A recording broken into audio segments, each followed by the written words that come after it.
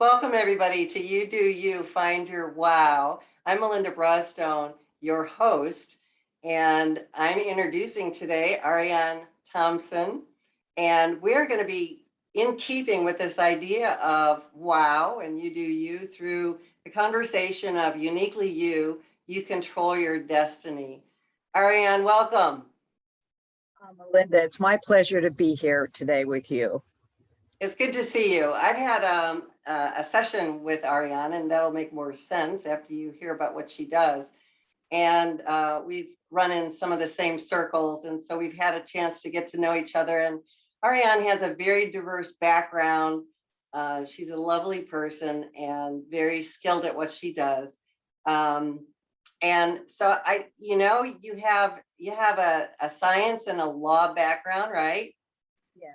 And yet you've gone into this whole other thing tied into your lineage in the Cheyenne community. Can you tell us about some of that and how you came to do what you're doing? Okay. First of all, it's my background is Cherokee. My father was three-quarter Cherokee. So that's how I got into the shamanism part of my life and how I come to do shamanic work. And this was after I had spent over 20 years in, shall we say, traditional kind of work. I grew up in as a city girl in a traditional family. And I went to school and then went to law school and had this job where I did everything right. I did everything that everybody told me I was supposed to do. Get this nice paying job. It was really respectable. I had a house and a husband and a sports car, and I was working 80 hours a week, and I was miserable.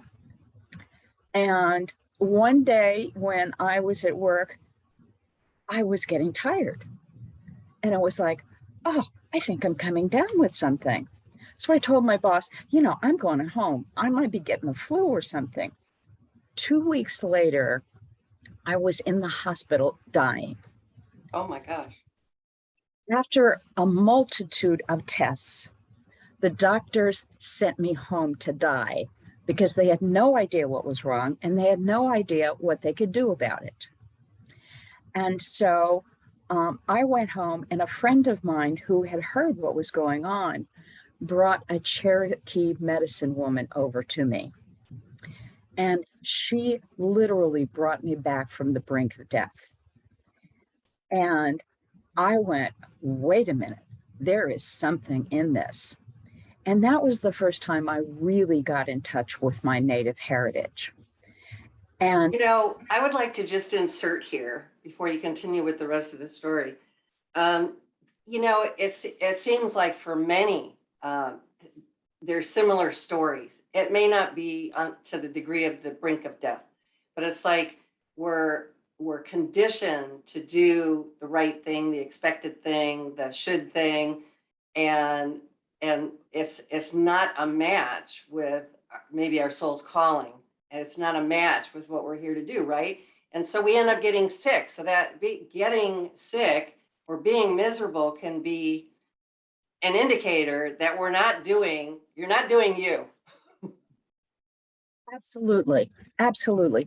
And I have heard this story over and over again from healers and from clients that trauma triggers that inward journey that says, wait a minute, my life isn't working, and what do I need to do to change?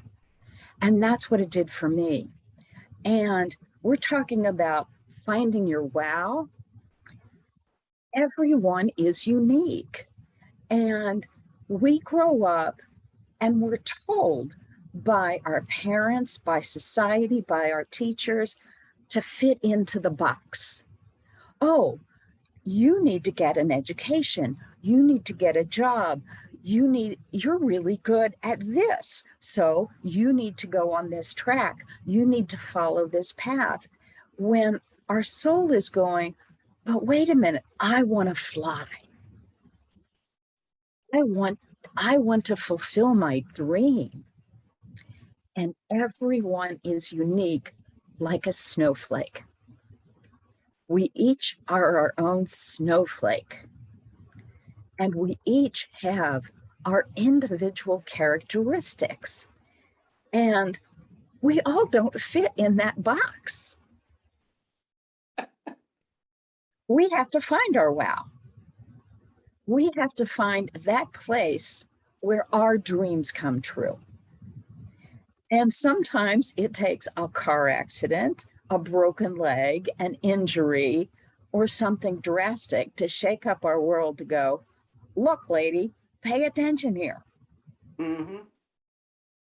And Yes. isn't that the story that you've heard time and time again? Yes, and I've experienced on, various levels. And it's like it doesn't necessarily just happen once.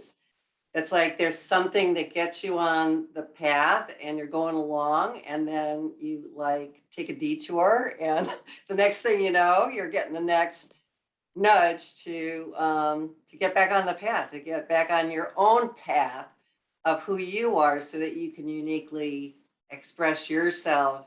And I believe that that's the place that where we have the absolute most impact, not just in our small little personal lives, but everyone that we meet can be impacted when we're in our true selves and really holding the energy of that.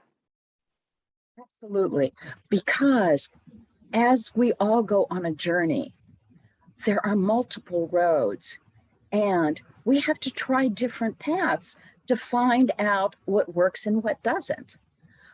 It's like when you travel down the highway, it's like, well, let's take this exit. And it's like, oops, that was the wrong one. You get back on the highway and you go explore another one. It's like, oh, I like this one. Let's go travel this road. Let's see where this road takes us. And so we continue trying and seeing what works and what doesn't work. And that path of my illness led me to my Native American heritage. And what that did for me is it opened up my genetic heritage. And that's what it led me to. And that's what I guide my clients to. Because we are all unique in our genetic heritage. And you're going, well, wait a minute. I have the same genes that my brother has and my sister has and my cousin has. And, it's like, so what? And it's like, actually, you don't, because everyone has 3 billion genes, and they all combine in unique patterns. And people have told us, and scientists have told us, oh, well, if you have this combination of genes, then you are predisposed to have cancer, diabetes, heart disease, all of these quote unquote genetic diseases. Mm-hmm. Or you have, you have smart genes, so you're supposed to be intelligent, you're supposed to be a scientist, you're supposed to be an artist. And it's like, mm-mm.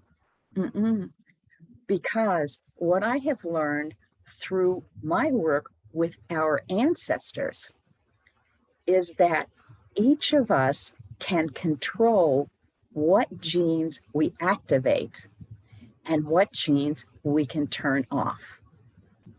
Yes. Isn't, I mean, isn't that exciting? Yes, it absolutely is. When you figure that over, Dr. Herbert Benson did some studies on genes, and he said that over 2,000 genes are activated in the stress response. And then when we do meditation or some other mind-body practices that gets us into a calm state, and not just a calm state, but an elevated state as well, that all of those genes that were turned on to stress now shut down, and now the body starts repairing itself. Absolutely. And that's the work that scientists have come up with in the last 20 years. Mm-hmm. Is they have shown that we are not bound by our genetic heritage. We are not bound by the same negative genes that we've inherited from our families, that we can heal those family patterns and do whatever we want in our life. And there are specific ways and specific things that you can do in your life to turn on positive genes and to turn off negative genes. Mm-hmm. And Melinda, you hit on one specific way to turn off negative genes. The research has consistently shown that to prevent and actually repair damaged genes, daily meditation repairs damaged genes.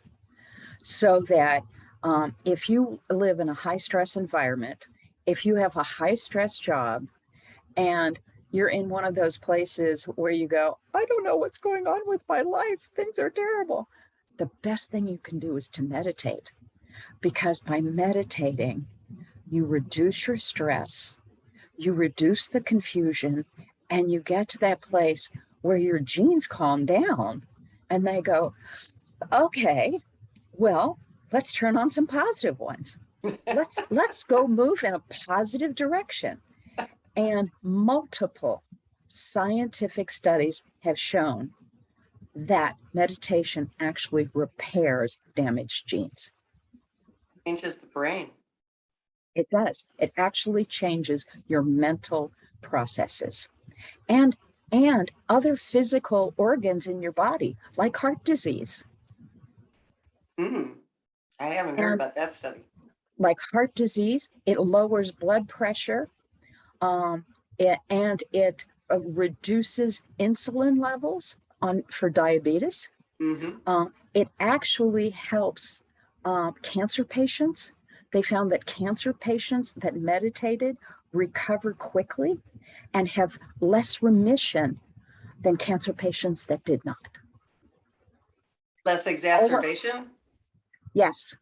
Okay. And I cited all of those studies in my second book, Changing Our Genetic Heritage. Oh, I love it. You wrote a whole book about it. Yes, I did. What a great resource. Thank you for doing that.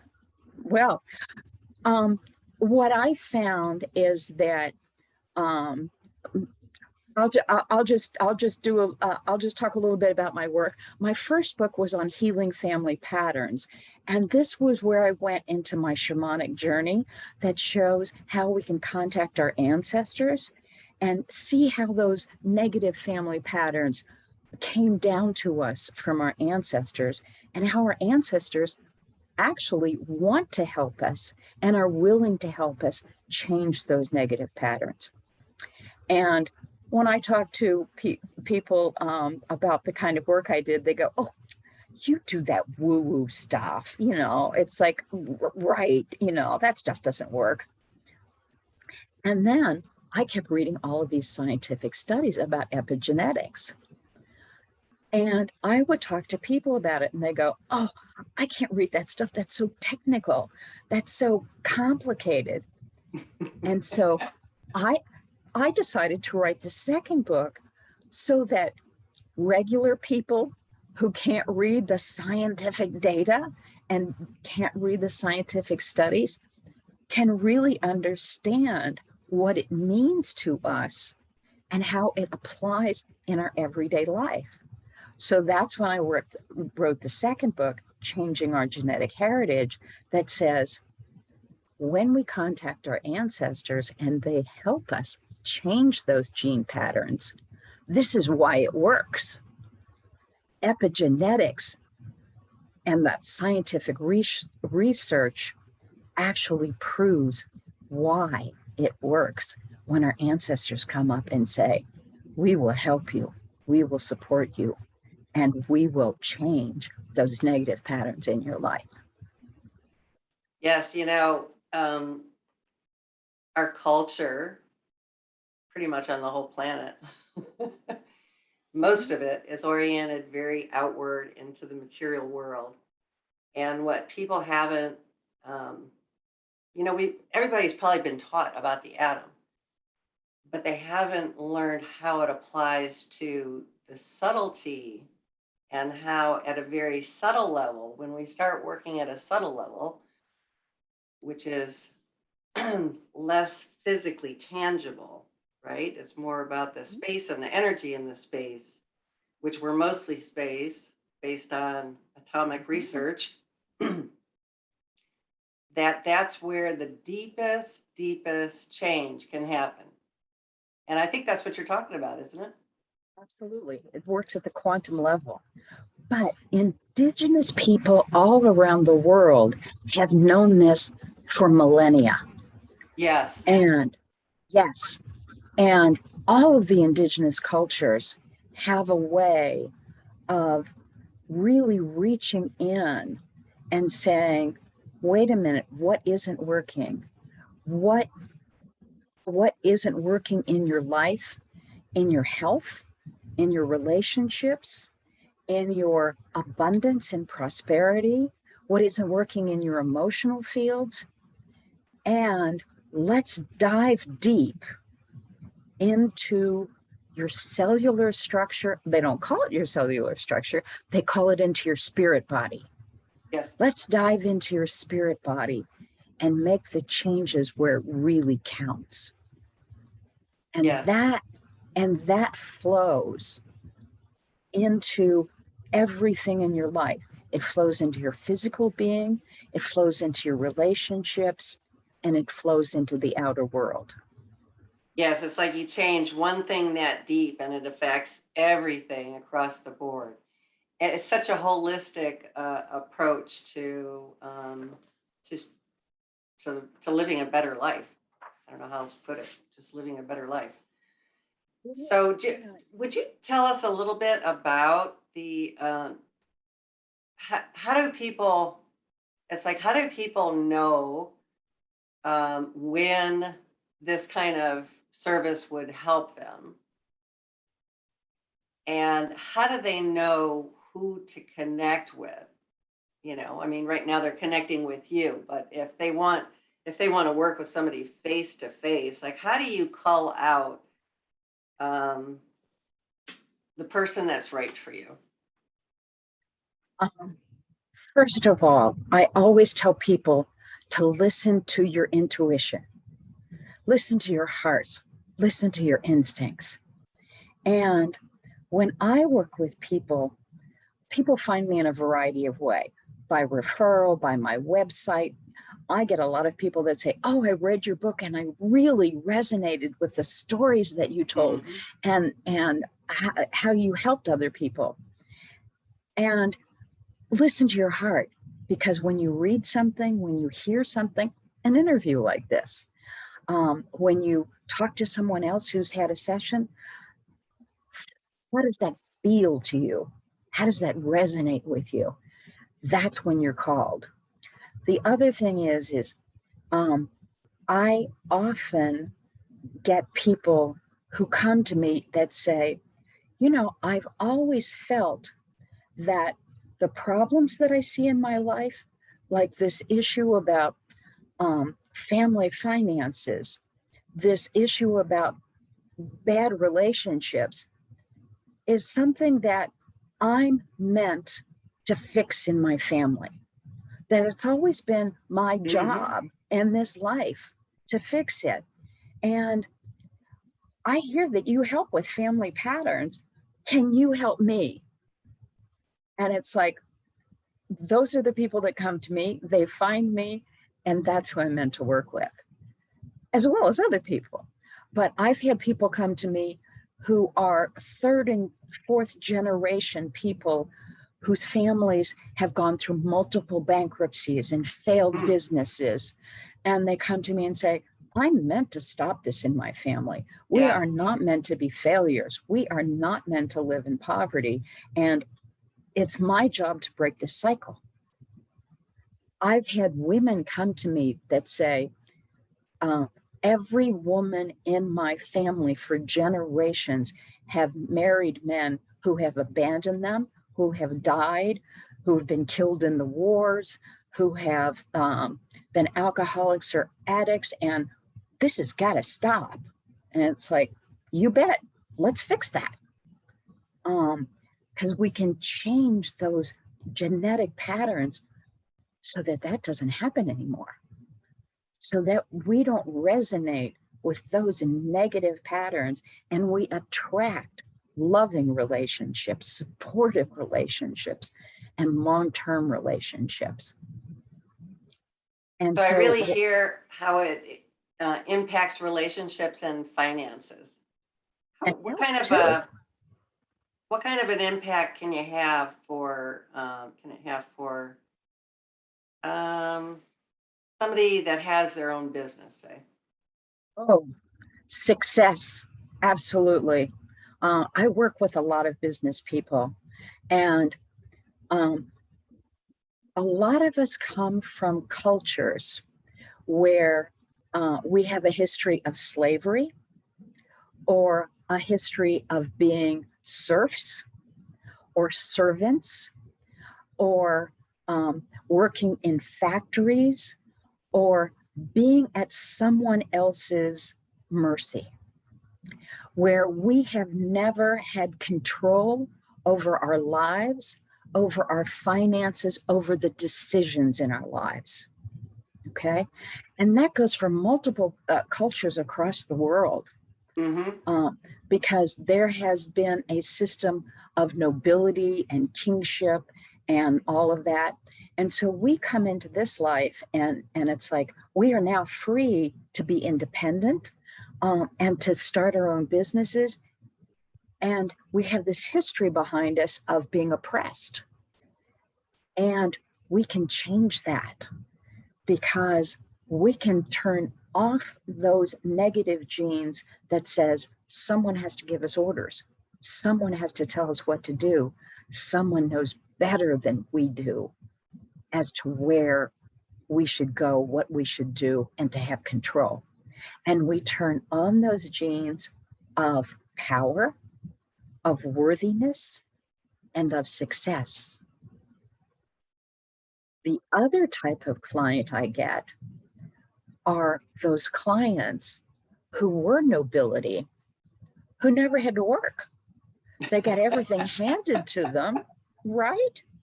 They were born into royalty. They got everything handed to them. They had all the power, they had all the wealth, and they never had to do anything except give people orders. But they never had to create. They never had to produce. And so they're in a different dilemma because now it's like, but how do I use my creativity? So you turn on their genes for creativity. You turn on their genes for responsibility. You turn on their genes for caring for others. And it all works. It all works.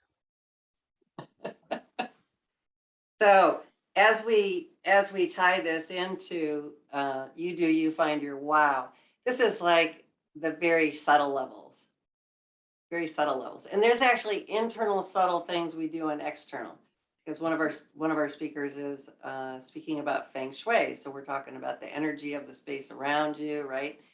And so there can be the external, and this is a very deep internal piece of work.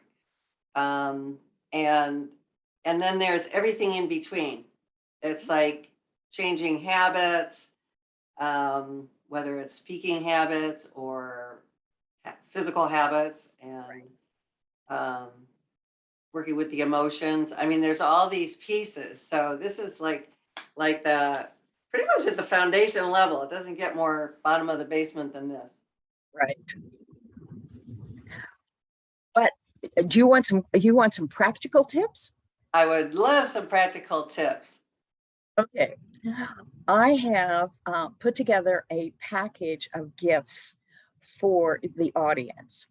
And one of the gifts that I have to give you is 7 steps to activate your happiness codes. because research has shown that happy people are successful people, right? And now I'm not going to sit here and go through all of them because we don't have enough time. Let me go through just a couple of tips that will activate your happiness codes. And you've all kind of heard them before, but this is in the context of activating your happiness genes and to turn on your success genes. Now, we've talked about one of them, which is one of the most powerful, and that is meditation. Daily meditation, as we said, reduces your stress level, repairs and prevents negative genes. Okay. A second tip for you is a gratitude practice, which hopefully most people have heard of now. But let's put it in context. When we're talking about doing a daily gratitude practice, it means waking up in the morning. And one of the first things you do is consider 3 to 5 things that you are grateful for in the day before you get out of bed. What are you grateful for in your life? Don't focus on the negative. Oh, I got to get this and this done. I got to exercise. I got to get the kids off to school. I got to go grocery shopping. Before you start that, you go, I'm grateful for my family. I'm grateful for my home. I'm grateful for my cat. I'm grateful that I have a job. I'm grateful for my prosperity. The last thing you do before you go to bed is write down 3 to 5 things that you are grateful that happened to you today, and make them the emotional things. I'm grateful for the hugs I got from my kids. I'm grateful for the smile I got from a coworker. I'm grateful that the sun was shining today, or we got rain. I'm from California. I'm thrilled when we get rain. Okay. I'm grateful for XYZ.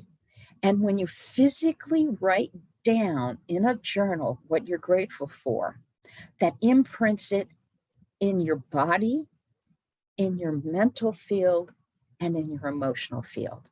That will actually put you on a positive mental path towards success. Lovely. Okay? One more tip and I'm done. Okay. Mindfulness. We've all heard about mindfulness, and it's like, oh yeah, okay, well, yeah, I'll pay attention to what goes on. No. And this actually ties into gratitude. Most of us tend to focus on the negative that's around us. Oh, that guy cut me off in the car. Right? Oh, gee, it's going to be hot today. It's going to be cold today. Oh, I got to get the laundry done. Focus on the positive. Let go of the negative. Stop complaining. Focus on what is good. And the more you focus on the positive, the more positive you'll see, the happier you'll be, and the more successful you'll be. So those are a couple of quick tips. Thank you so much, Ariann. Positivity, yes. I can speak from my own experience as well as all the things I've read, right? The positivity, the being very proactive in that, not waiting for something to show up, but to, dig a little deep to realize, oh my gosh, we've got so much. We've got so much in so many different ways, right? I could focus on, for example, right? So we're doing this interview. There's a lot of prep and tech and playing with this and da da da. And I could get caught up in the, oh no, I have to prepare for this interview. Or I could say, I'm excited about talking with Ariann, and this is going to be really fun. And so it changes the whole dynamics of the day. And so I love your suggestions, and your gift is going to show up on the Facebook page. We do have a Facebook page, so if you haven't signed up, it's in the email, and you'll also be receiving a list of the gifts in an email. And please offer your comments. And Ariann, if you want to check into the Facebook group and make any comments on people's comments, please feel free. Another lovely interview today. Thank you so much, Ariann. It was a pleasure having this conversation. Well, I certainly enjoyed it. And thanks for the invitation and for being here. And thanks everybody for tuning in. Absolutely. Okay, everybody. We'll see you next round. Bye-bye.